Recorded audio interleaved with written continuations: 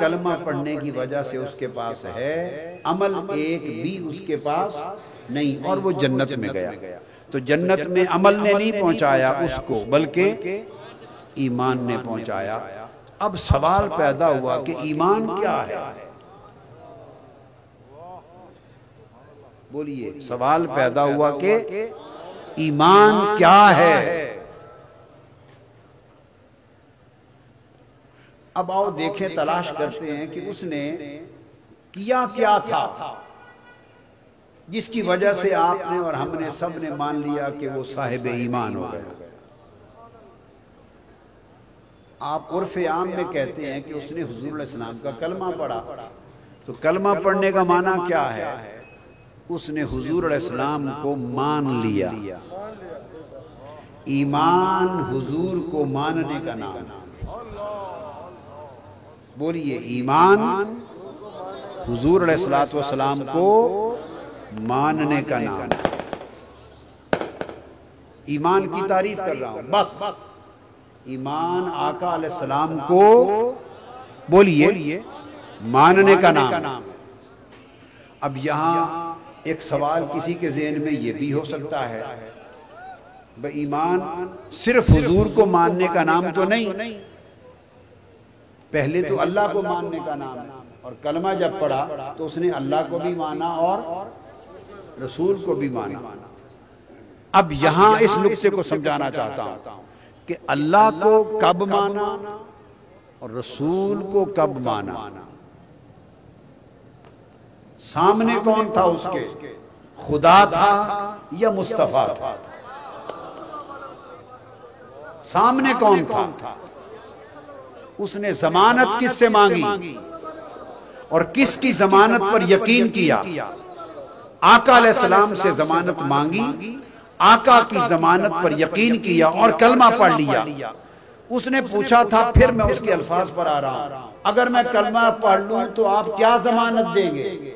حضور نے فرمایا، تجھے جنت کی ضمانت دیتا ہوں۔ جب یہ فرمایا تو اس نے کہا کہ مجھے کلمہ پڑھا دیں۔ آپ نے پڑھا دیا۔ اب جواب دیں کہ کس کو مان کر کلمہ پڑھا؟ اگر آپ کہیں اللہ کو مان کر پڑھا تو ابھی تک اللہ سے اس کی واقفیت ہی نہیں ہوئی، اللہ کو دیکھا نہیں ہے، اللہ کو سنا نہیں ہے، اللہ کا کلام نہیں جانا، قرآن نہیں جانا، وحی کی خبر نہیں، جبرائیل کی خبر نہیں۔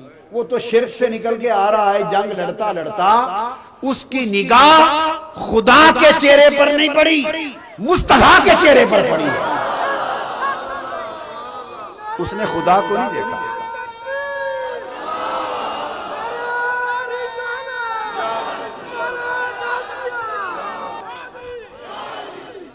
آیا تو جنگ کرنے تھا، سواری پر تھا، لڑنے کے لیے آیا تھا، لڑ رہا تھا، یکایک نگاہ ایک چہرے پر پڑی، وہی ٹک گئی، رک گئی۔ اس نے کہا کہ اس چہرے پہ کچھ ہے، ورنہ وار کر دیتا، ورنہ وہ وار کر دیتا، تلوار چلاتا۔ رک گیا، چہرے میں کچھ کشش لگی، اس کشش نے اس کے دل کو کھینچا اور اس نے پوچھا کہ اگر میں آپ کو مان لوں تو کیا ضمانت دیں گے؟ حضور نے فرمایا جنت کی۔ اس نے حضور کی زبان پر یقین کر لیا، زبان مصطفیٰ پر یقین کر لیا، تو حضور کے کہے پر یقین کیا، کلمہ پڑھ لیا، تو گویا ایمان حضور کے کہے کو مان لینے کا نام ہے۔ ایمان حضور صلی اللہ علیہ وسلم کے کہے کو بولیے مان لینے کا نام ہے۔ تو آقا نے فرمایا، اس نے مان لیا، یہ ایمان ہے۔ اب رہ گیا خدا کو ماننا، وہ بات سمجھے، رہ گیا خدا کو ماننا۔ اس بات کو ذرا غور سے دیکھ۔ آقا علیہ السلام کوہ صفا پہ کھڑے ہیں، تمام قریش کافر مشرک مکہ کے جمع ہیں، تو حضور علیہ السلام ان سے فرماتے ہیں، لوگو، یہ صحیح بخاری میں ہے، فرماتے ہیں لوگو اگر میں تم سے یہ کہوں مشہور حدیث ہے، اور یہ اسلامیات کی کتابوں میں بھی واقعہ آپ پڑھتے سنتے چلے آ رہے ہیں، حدیث بخاری شریف کی ہے، مگر یہ بچپن سے آپ پڑھتے سنتے آ رہے ہیں۔ تو جو اس میں سے بات میں سمجھانا چاہتا ہوں وہ آپ کے لیے نہیں ہے، وہ آپ نے پڑھی سنی نہیں، واقعہ عمر بھر پڑھا سنا ہے، واقعہ عمر بھر پڑھا ہے سنا ہے، مگر جو نقطہ سمجھانا چاہتا ہوں وہ سمجھنے اور توجہ کے قابل ہے۔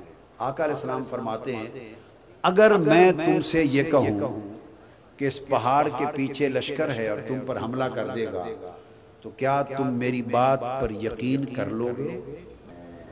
قریش مکہ کفار و مشرکین نے کہا یا رسول اے محمد صلی اللہ علیہ وسلم ہم مان لیں گے۔ آپ نے پوچھا کیوں مان لو گے؟ تم نے تو وہ لشکر دیکھا ہی نہیں ہے، پہاڑ کے پیچھے کیا ہے اور کیا نہیں تم نے تو دیکھا ہی نہیں، تو کیوں مان لو گے؟ انہوں نے جواب دیا اس لیے مان لیں گے کہ ہم نے عمر بھر آپ کو دیکھا ہے اور سچا پایا، عمر بھر۔ صادق و امین کہتے ہیں آپ کی زبان مبارک سے کبھی جھوٹ نہیں نکلا، چونکہ سچا پایا ہے، آپ کو سچا مانتے ہیں، لہذا اگر نہیں بھی دیکھا تو آپ کی زبان سے جب سن لیں گے تو مان لیں گے۔ اب آپ نے فرمایا جس طرح دیکھے بغیر میرے کہے پر اس لشکر کو مان لو گے، اس طرح دیکھے بغیر میرے کہے پر یہ بھی مان لو کہ یہ تمہارے بت سب جھوٹے ہیں، کائنات کا خالق و مالک ایک اللہ ہے۔ فرمایا میرے کہے پر بن دیکھے یہ بھی مان لو کہ اللہ ایک ہے۔ اس لیے قرآن مجید نے ایمان کی تعریف